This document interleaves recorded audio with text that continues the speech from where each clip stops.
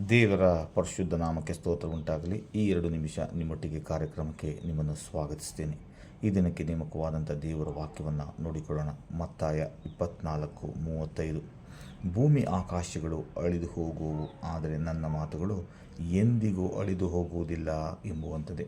ಕರ್ತನಲ್ಲಿ ಪ್ರೀತಿಯುಳ್ಳ ದೇವರ ಮಕ್ಕಳೇ, ಈ ಬೆಳಗಿನ ವೇಳೆಯಲ್ಲಿ ದೇವರು ನಮಗೆ 2 ಸಂಗತಿಗಳನ್ನು ತಿಳಿಸುತ್ತಾ ಇದ್ದಾನೆ.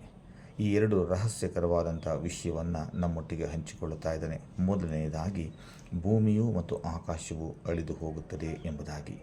ಎರಡನೆಯದಾಗಿ ದೇವರ ಮಾತುಗಳು ಎಂದಿಗೂ ಅಳಿದು ಹೋಗುವುದಿಲ್ಲ ಎಂಬ ಈ 2 ವಿಷಯಗಳನ್ನು ನಮ್ಮೊಟ್ಟಿಗೆ ಆತನು ಮಾತನಾಡುವಾತನಾಗಿದ್ದಾನೆ. ಯಾಕೆಂದರೆ ಮನುಷ್ಯರಾದಂಥ ನಾವು ನಶ್ವರವಾದಂಥ, ನಾವು ಹೆಚ್ಚು ದಿನ ಅದನ್ನು ನೋಡೋಕ್ಕೆ ಆಗದೇ ಇರುವಂಥ ವಿಷಯಗಳ ಹಿಂದೆ ಹೆಚ್ಚು ನಾವು ಓಡುತ್ತಾ ಇರ್ತೇವೆ. ನಾನು ಹಣವನ್ನು ಸಂಪಾದನೆ ಮಾಡಿಕೊಳ್ಳಬೇಕು, ನಾನು ಉತ್ತಮವಾಗಿ ಬದುಕಬೇಕು, ನಾನು ಐಶ್ವರ್ಯವಂತನಾಗಿ ಬದುಕಬೇಕು, ನಾನು ಹೀಗೆ ಬದುಕಬೇಕು, ಹಾಗೆ ಬದುಕಬೇಕೆಂಬುದಾಗಿ ಮನುಷ್ಯನು ಈ ಲೋಕವು ಇಷ್ಟಪಡುವ ರೀತಿಯಲ್ಲಿ ಆತನು ನಡೆಸಿಕೊಳ್ಳುವುದಕ್ಕೆ ಇಷ್ಟಪಡುತ್ತಾನೆ ಎಂಬುವಂಥದ್ದು ದೇವರಿಗೆ ಚೆನ್ನಾಗಿ ತಿಳಿದಿದೆ. ಆದುದರಿಂದ ದೇವರ ವಾಕ್ಯ ಹೇಳ್ತದೆ, ಈ ಲೋಕದನ್ನು ಅನುಸರಿಸಬೇಡ್ರಿ.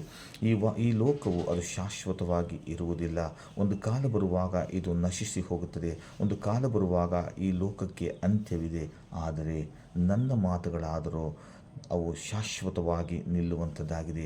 ಈ ನನ್ನ ಮಾತುಗಳನ್ನು ನಿಮ್ಮ ಹೃದಯದಲ್ಲಿ ಇಟ್ಟುಕೊಂಡು ನಿತ್ಯವೂ ನಿರಂತರವೂ ಜೀವಿಸುವಂಥ ಪರಲೋಕ ರಾಜ್ಯಕ್ಕೆ ಸೇರುವುದಕ್ಕೆ ಪ್ರಯಾಸ ಪಡಿರಿ ಎಂಬುದಾಗಿ ದೇವರ ವಾಕ್ಯವು ನಮಗೆ ತಿಳಿಸುವಂಥದ್ದಾಗಿದೆ. ಯಾಕೆಂದರೆ ಈ ವಾಕ್ಯವು ಒಂದು ಕಾಲಕ್ಕೂ ಅವು ಅಳಿದು ಹೋಗುವುದಿಲ್ಲ, ನಶಿಸಿ ಹೋಗುವುದಿಲ್ಲ.